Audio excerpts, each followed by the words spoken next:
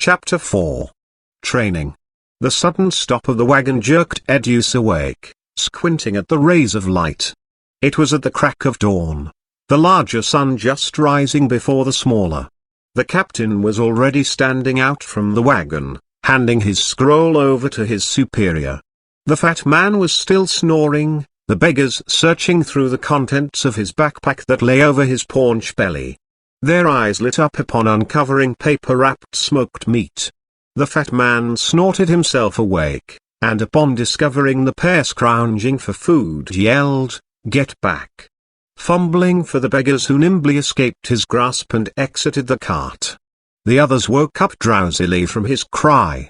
"Up you get, lads!" The captain stood beside the cart, hands to his sides.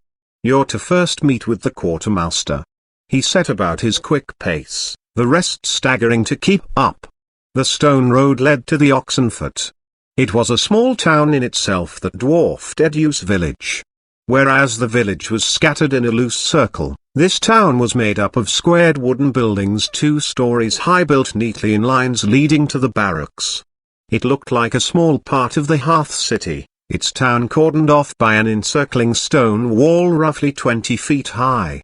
A similar gate of broken wood doors and a portcullis stood open. The area surrounding was grassland and more rolling hills that sunk from view. Soldiers wearing the same long leather circuits marched in groups double file, 4 at each line. The captain pointed at the soldiers. "You see, you copy. Now form up."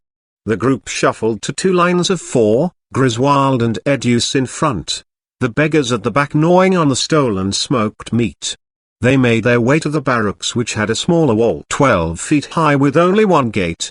Sentries patrolled the ramparts and parapets of the 2 walls.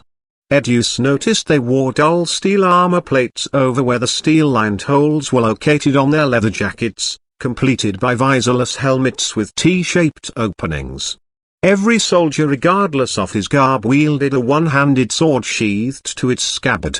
The sentries held poliums, one side a spike that curved to an axe opposite with a spear point above. It seemed only the guards at their posts were currently present outside. Everyone else must still be sleeping. Edius was a mind to join them. He was uncertain where to turn in the captain's stead and followed his steps closely. They reached a warehouse connected to the side of the barracks. The captain let himself in, the rest followed suit. Inside was cold, damp, and dark, not dissimilar to Edius' cellar. The difference was the space. Shelf upon towering shelves of clothing and the leather coats lay folded, stacked upon one another. There was enough to easily clothe several hundred men. Wood ladders lined the shelves. There were also scroll cases, leather strappings, armor sets, shields and weapons of various shapes and sizes, along with a wealth of other supplies. A lone man dozed on a chair beside the entrance, head lolled down, feet resting up on a table. The captain clapped his hands together in a thunderous smack, causing the sleeping man to pop his eyes open and flounder in his chair. The captain held onto the chair to keep him from falling. "These boys are as good as naked. We're in need of uniform." The quartermaster cracked his neck. He was an older man that time had not been gentle to, his balding white hair and wizened face eclipsed by the long scar that cut through from his forehead diagonally down to his mouth, warping one side to a permanent scowl.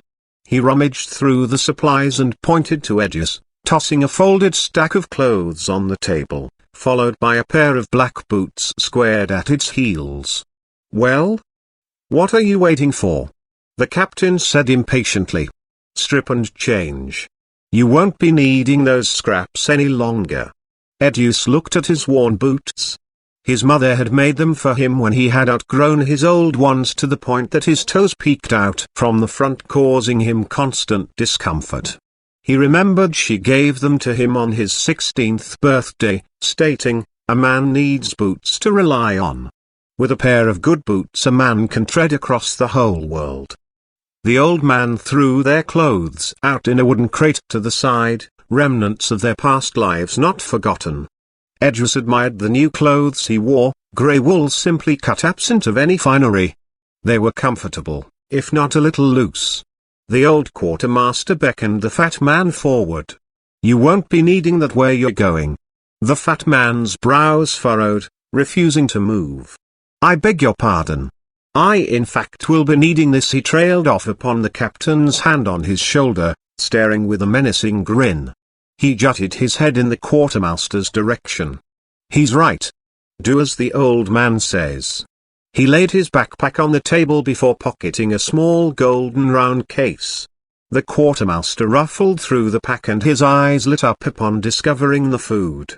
Haven't had one of these in a while, taking a bite from a crisp yellowed apple. This is preposterous. I will be speaking to your superior of stolen property. The fat man stammered, flabbergasted. The captain smirked. You're soldiers of the Empire now, you are her property. Everything you carry is her property, so on and so forth. The fat man raised his head in a final act of defiance. Be that as it may, this uniform is much too tight. He was right. Edius could see the blatant curve of his belly tight against the grey garments. The old man smiled, or what his mouth allowed him to. You'll lose that belly of yours in 2 calendars, fat man. As for you lot, you'll soon grow into it. Maybe you can eat the fat man and gain some meat in those bones. The old man cackled at his morbid joke. My name is Frederick, of the Von Cleef line. How dare you insult me in this manner? Are you a mage? The captain tilted his head mockingly at Frederick. No? Then your bloodline means shit all here. Now armor up, we have work to do. The field stretched to flat grassland onwards, stray blades of grass waving in the soft breeze, not yet flattened by the marching soldiers. It turned out that the armor plates were secured to the leather jackets with leather strappings and smaller steel rings. Edius and the others, including the captain, all wore a backpack twice as large as Frederick's. He noticed the captain wore a different helmet topped by a flanged metal end that fanned out vertically from front to back. Though Edius had spent his life in years of labor and toil, he was already breathing hard from carrying the additional weight of all his armor and equipment. Sven, Saul and the highborn looked similarly weary. Frederick sat down as soon as they reached the field, gasping for air. The beggars, though looking like skeletons in their armor, stood stoic in their certain suffering. Other squads were now seen marching, this time in loose formations. 4 shield bearers spread out in front, 1 pikeman at opposite ends behind with 2 musketeers in between. The shield bearers marched in unison, feet shoulder width apart, 1 step forward, rear foot back feet. Each man from behind used the shield bearers as cover, crouching down beneath their shoulder level. Before we begin, take a good look at yourselves. Those around you are now your brothers. For better. He pulled Frederick up by his collar plate with one arm, or for worse. Say your names. Edius, Sven and Saul stated their names. Frederick wheezed his title out. The highborn said, My name is Mikkel. The gangly beggar with matted black hair uttered, Edgard. The bronze-skinned Umbran boy, Karo. The captain pointed at the sky before he lowered his hand slowly to tap on his breastplate. Griswold. Of course that's his name, Edius thought. The man was a human bear. The captain stood in front of them, feet spread shoulder width apart, his hands clasped behind him. You need to know your names because of communication. Communication will save your lives. One wrong step out of position, you die from a sylvan arrow. Too slow to change formation, you get clubbed by an orkin, or better still, mauled to death by their bear. Have you ever seen an orkin? Picture 1.5 of me, and that's the smaller ones. Reckon you can take on a sylvan? They're twice as fast as the fastest man in all. He looked at each of them, brow furrowed. And that's just the natives. The beasts that roam the forests make the orkin look like dwarves. But there is one silver-fecking lining. And that is our numbers. With a coordinated squad, an orkin rider can be slain by gunshot and cold steel. With a proper shield wall, sylvan archers become useless, answered back by the gunnery line. You will learn these formations, our lives depend on it. Saul, Frederick, Edus with me. Sven to the left. Mikkel take the right flank. Edgard, Caro to the middle. Behind. Now march. Shields up. Now Edus understood why each of them carried their unique weapons and equipment. He, Frederick, and Saul held shields over their left arms, swords sheathed to the scabbard at their right side. Sven and Mikkel used their palliums as functioning walking sticks, looming over their heads. They carried the same tower shields that curved inward at their backs. Edgard and Caro had their musket rifles strapped to their shoulder. Edus' shield arm grew heavier and heavier, and he noticed on the inner side of his shield was another steel grip to hold onto with his other hand. They marched the length of the field 100 times. Around the quarter lap Frederick stumbled and fell, retching on the ground. Griswold kicked him by his breastplate to the side, but still he refused to get up. Edus, Saul, pick him up. Griswold barked. By the end it was noon, the twin suns at their peak shining down. Edus' head was damp with sweat, carrying Frederick even with Saul's aid had exhausted him. The squad collapsed upon finishing their last round. Griswold raised his head to the sky and closed his eyes, taking in the sun, sighing deeply. Get up. We're eating in the mess hall. Edus eyed his bowl of smoking stew. He ripped off a piece of the freshly baked bread, a flaky golden brown. Don't thank the mythic, thank yourself for joining the army, garbled Sven through his bowl, voicing his thoughts. Just before Edus had discovered the meaning of the word washroom and communal. Washroom was a luxury he never had even thought about. Communal meant he had to share it with his 7 other squad mates.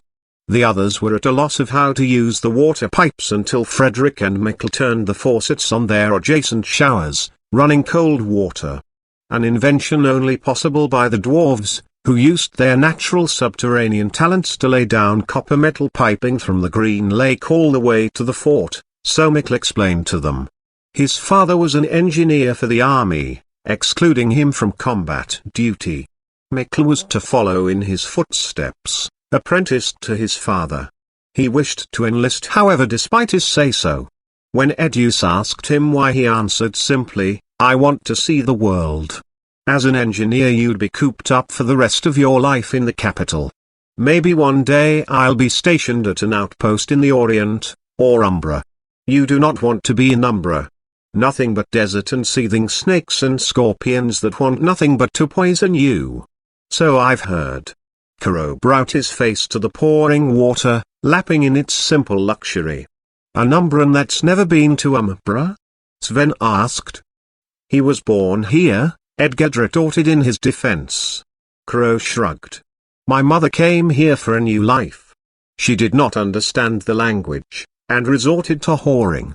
Then came me. I left her when I was 4 and never looked back. They washed up quickly after in tepid silence, drying themselves with the towels which were scraps of cloth, provided. When Edus saw Griswold join them in the communal showers, he was even bulkier than he looked, wearing his armor, slabs of muscle that brought Saul to shame. Whereas Saul was akin to a bear, Griswold was chiseled from stone, albeit covered in shaggy body hair. What was peculiar were the glyph tattoos inscribed in indigo ink upon his knotted forearms. Griswold did not join them in the mess hall, clapping his hand on the backs of other captains who ate separate from their squads. The captains all wore squared navy blue shoulder patches on their grey uniforms indicating their rank. The long tables were just enough to each fit one squad, or all 7 of them. Edus, Sven and Saul sat to one side. The mess hall was no different from a lively tavern, crammed and dark, smelling of mixed sweat and beer, even with the garrison's bard singing in vain to his lute amidst the loud chatter. What do those glyphs say on Griswold's forearms? Edus asked Mikkel. Names. Names of who? Probably his past squad, Sven answered for him. I counted 7 on each arm. He went through 2 squads. Last man standing, Mikkel muttered. Edus ate his food, mulling over the newfound information. He did not even know the captain cared at all for his fellow squad mates. His first squad must have been his true brothers. His second less so. He couldn't give two shits about us. Sven said, motioning with the last piece of his bread. You'll never know until you're a tattoo on his ass, Saul remarked. Here, here. Edius raised a mock toast with his wooden tankard, taking a swill of the weak beer. Water may have flowed from the pipes but did not make it any safer to drink. Edgar giggled before covering his mouth, eyes flitting about as if he was guilty of something dastardly. You're drunk, Sven said in disbelief. From this bilge water? Edgar and Kara grinned. Frederick sat nursing his tankard, too sick to eat beyond his ration of bread. So, when do you reckon we leave? Kara asked, his dark eyes gleaming with curiosity. When Griswold calls us, Saul said. Sven sponged the last of his stew with the remaining piece of his bread. There's feck all to do anyways, he said, licking the grease off his fingers. About an hour later Griswold stood from his seat and strode to their table. Get up. Time for combat training. Since you're new we won't be wearing armor. Need to know what it feels like. Griswold walked jovially on. Edius felt the wind knocked out from his lungs, wheezing to the sharp jab at his gut from the wooden sword. Griswold was remarkably fast for a man of his size and knew when Edius would attack. Saul took advantage of his distraction and barreled past, charging to tackle Griswold who met him head-on, feet sliding back an inch, and tossed Saul aside as if he were a haystack. Edius rose, determined to at least lay one blow on the man. He is after all just a man, isn't he? Saul, get up. Saul moved gingerly up with a helping hand from Edius. The others were cheering outside the sparring grounds. The two biggest squad mates against the captain. I don't even think the entire squad could take the bastard. Edius smiled at the thought. Remember the move? Saul nodded. 3, 2, 1. The two dashed forward, Griswold standing there rubbing his mustache with a finger. Saul charged to tackle as before while Edius stepped off his shoulder, leaping into the air kicking his other leg back for balance, his sword ready to stab Griswold's chest. Only Griswold pushed Saul's head forcefully down to the ground and parried his strike. Edius landed and stumbled, off balance. Oh, Fay! Griswold simply swept Edius with one foot, his sword pointed down at his throat. Good, the captain nodded in approval. Combined assault. Sven and Frederick, you're against Edgar and Karo. Sven smirked. I must have 2 stones on those two. His smirk disappeared however soon after they began sparring. Edgar and Karo moved as 2 coiling snakes, ducking and weaving while stinging Sven and Frederick with their training swords. They moved with purpose, circling round them like dogs waiting to strike. Almost looks like they're pickpocketing them clean, Saul observed. Frederick attempted to bull rush Karo who sidestepped smartly out and whacked him on the arse. In the end the past beggars had not received a single blow. That's enough for today. Tomorrow we'll begin again, this time with armor on. Sven groaned, nursing his welts and bruises. Yes, please. You're free for the rest of today. Supper is served by the horn. Our lodgings number is 5. Griswold turned and strode off to the barracks. Edius and the others decided to explore their quarters, which was quite spacious indeed. There were 4 bunk beds, the lone bunk Sven called out. The captain had his own quarters on the upper floor. Otherwise there were no furnishings or ornamentation, save for a small table to the corner with 2 chairs. A window positioned to the side of the sun's let light through. Mythic's grace, what are we supposed to do for the rest of the day? Sven voiced all of their concerns. Mikkel produced a deck of cards stashed in his pocket. Though Edius did not read glyphs, he had understood the game along with Sven and Saul, often playing their father's faded deck. He recognized the clear pictures of the king, the queen, the steward, the soldier, the mage, and the jester. Do you know how to play with glyphs? Mikkel asked, already knowing the answer. The youths shook their heads. Mikkel patiently explained to them the numbers from 1 to 9. Edius took a liking to Mikkel. He was not arrogant in his knowledge of which easily surpassed the others and took his time to say something. Edius noticed Frederick did not join them, laying on his bed with his golden round case flipped open. Inside lay a small sharply detailed etching of a woman and a smaller face. Edius averted his gaze, guilty of one's own business. Some have left their past lives freely, while others cling hopefully to its memory, Edius thought. He did not know when it would end.